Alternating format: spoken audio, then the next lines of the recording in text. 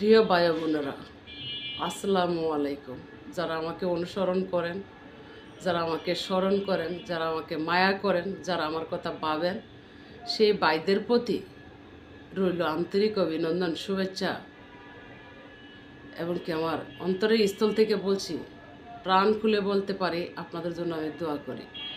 যারাই আমাকে দু একটা লাইক কমেন্টে করেন, হয়তো আমি ফিরে উত্তরে যাই না মেসেঞ্জারে, ফিরা তাকাই না কমেন্টে, কারণ কমেন্টে নাই, লাইক নাই, তার জন্য। আর যারা আমাকে লাইক কমেন্টে করবে তারা তো আতঙ্কে, তারা তো আসলে তাদের জানের নিরাপত্তা নাই, হয়তো তারা আমাকে ভয়ও কমেন্টে আসে না। তো যে ভাইয়েরা দাবি করেন যে আপা আপনার কথাবার্তা ভালো লাগে, মানবতা নিয়ে আসেন, একজন ভালো মানুষ, সেই প্রশংসাটা যদিও দাবি জানাইয়া আমার কমেন্টে এসে করতেন, অবশ্যই আমি দুই চারটা কথা বলতাম।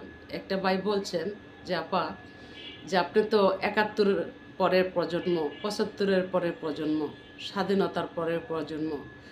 তো এই দেশের মধ্যে যে 24 তৈরি হলো, 24-এর পর থেকে এই পর্যন্ত 9 মাস যা হয়েছে, তা নিয়ে যদি আপনার মাথার ব্রেন থেকে কিছু কথা বলতেন, তাহলে খুব খুশি হইতাম।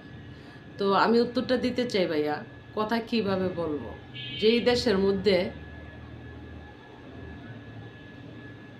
পাক স্বাধীনতা হয়, তো সেই পাক স্বাধীনতা রাষ্ট্রের মানুষ যদিও সেই রাষ্ট্রের উপাধি নিয়ে রাষ্ট্রীয় ভাষায় জয় বাংলা স্লোগান দিলে জেলখানায় যাইতে হয়, তাহলে ওই দেশের মধ্যে কথা বলার কি আর অধিকার আছে?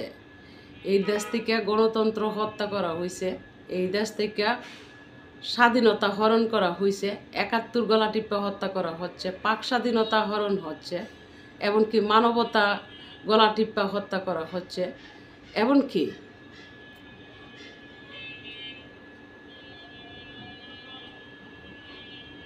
যে আইনকে হত্যা করা হয়েছে। যেই দেশে আইন হত্যা করা হয়, মাথায় রাখতে হবে বিবেক হত্যা করা হয়। তো এই দেশের আইন যখন থেকে হত্যা হয়েছে 24-এ, তখন থেকেই বলছি যে এই দেশের বিবেক হত্যা হয়ে গেছে। তো যাই হোক, তো যাদের কান্দে বন্দুক রাইকা, যাদের বিনিময়ে এই কাজগুলো হয়েছে, তারাই যেন ভাবে যে তাদের কতটুকু ভালো হয়েছে, তাদের বাপ মূর্তি কতটুকু খুন হয়েছে, তাদের রাজনীতির কতটুকু খুন হয়েছে। আওয়ামী লীগ রাজনীতির কথা নয়তো বাদই দিলাম, আওয়ামী লীগ রাজনীতির কথা বলবো দূর কথা, আওয়ামী লীগের তো লোকজনই নেই, আওয়ামী লীগের তো মানুষই নাই। তার আওয়ামী লীগ রাজনীতির কথা আর কি বলবো, আওয়ামী লীগ একেবারে নিষিদ্ধ, ছাত্রলীগ একেবারে নিষিদ্ধ, সবই তো নিষিদ্ধ।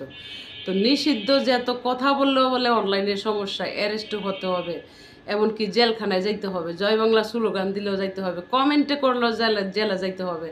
কারণ হাসনাত আবদুল্লাহ কালাফাডারা সবাই তো এরকম ঘোষণাই দেওয়া যাচ্ছে। তো ঘোষণা দেওয়া যাচ্ছে, আরেকদিকে বিশ্বাস করতে পারি না।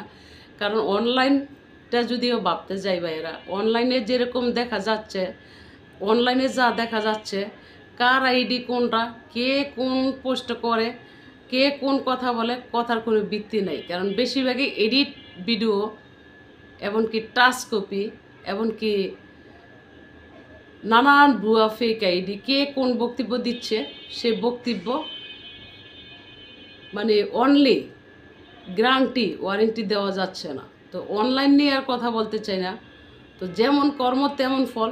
তো আমাকে যখন বলছেন যে 71 নিয়ে কথা বলার জন্য, স্বাধীনতা নিয়ে কথা বলার জন্য, যে আমি 71-এর প্রজন্ম, 71-এর পরের প্রজন্ম, 75-এর পরের প্রজন্ম, আবার 24-এ কী হলো, তাহলে আপনারা আশা করি কমেন্টে এসে দাবি করলে তাইলে আমি লাইভে কিছু কথা বলবো, যদি আপনারা লাইক কমেন্টে করেন। আপনারা কি দেখছেন একটা লাইক কমেন্টে নাই, যখন কথা বলতে যাই তখনই স্তব্ধ হয়ে যায়, যে চুপ হয়ে যায়। তো ভাবি না, দরকার নেই। আর যদিও কথা বলতে যাই, গলা কেটে রক্ত হাতে নেবে, সেই রক্ত আমার মাথায় এই নিচা পোচা দেওয়া যাবে, মুখে মাখতে হবে। তাহলে কিভাবে কথা বলবো? কথা বলার কি অধিকার আছে এদেশে? কি কথা বলার আর কোনো অবস্থান আছে?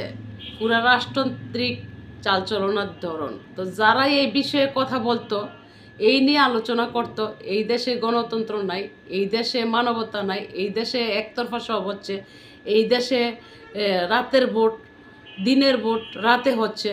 তো এখন কি হচ্ছে? ভোট ছাড়াই তো রাষ্ট্র চলতেছে, ভোট ছাড়াইতে সব কিছু হচ্ছে, তো কোথায় গণতন্ত্র রইল, কোথায় মানুষের কথা বলার অধিকার রইল, কোথায় পাক স্বাধীনতা রইল, কোথায় ৭১-এর ইতিহাস রইল যে এই দেশে জয় বাংলা বললে জেলে যাইতে হয়? আছে? তো ভাই আমি আর কথা বলতে চাই না। যদি আমার কাছে কথা বলার দাবি করেন, ঠিক আছে, আমি যেহেতু ৭১-এর পরের প্রজন্ম, স্বাধীনতার পরের প্রজন্ম, ৭৫-এর পরের প্রজন্ম, অবশ্যই সেই প্রজন্ম সমাজটা হিসাব কিতাব করে কিছু কথা বলবো, যদিও সুযোগ দেন লাইক কমেন্টে করে। আর নয়তো আমি এই বিষয়ে কথা বলতে চাই না, কারণ আমি অন্যায়কারী না, আমি অপরাধকারী না। কারণ কে বিএনপি, কে জাতীয় পার্টি, কে আওয়ামী লীগ, কে কোন দল করে সেটা আমার কাছে গ্রহণযোগ্য না। আমার কাছে গ্রহণযোগ্য অতটুকু রাষ্ট্রীয় পরিচয়ে, বাংলার পরিচয়ে, যে আমার ভাই, আমার মা, আমার বোন, আমার দেশের জনগণ। আমি রাষ্ট্রকে ভালোবাসি। তা আমি যে রাষ্ট্রকে ভালোবাসি, আশা করি যে রাষ্ট্র ভালোবাসে সে আমাকে অবশ্যই ভালোবাসবে। আমি যত কথাই বলি, যা কিছু করি, কারণ সে আমার কথাগুলো একবার হইলো শুনবে, শুনে বলবে যে রাইট। তো আমি রাষ্ট্রকে ভালোবাসি, রাষ্ট্রীয় পরিচয়ে আমার দেশের মানুষকে ভালোবাসি। আমি আমার দেশের ক্ষতি আমি কখনো চাইবো না, এমনকি আমার দেশের একটু বিন্দু পরিমাণ ক্ষতি হইলে আমার জানের মায়া আমি করবো না, অবশ্যই আমি কথা বলবো ইনশাল্লাহ। তো ভালো থাকবেন সকলে, খোদা হাফেজ। দোয়া রইল আপনাদের জন্য, আমার জন্য দোয়া করবেন যেন আমি সুস্থ হই বা ভালো হই। আস্তে আস্তে আমি সুস্থ হচ্ছি অবশ্যই। যেমনটা এই 2 দিন আমার কাছে ভালো লাগছে আমার শরীরটা, এতে আমি বুঝলাম মনে হয় যে আমি সুস্থ হব। তো আপনাদের দোয়াই ভালো থাকা যাবে, কিন্তু মানুষ দোয়া না করলে কখনো ভালো থাকা যাবে না, আর মানুষের অভিশাপের কাজ করলে কখনো মানুষ ভালো থাকতে পারে না। তো ভালো থাকবেন, খুদা হাফেজ, আসসালামু আলাইকুম।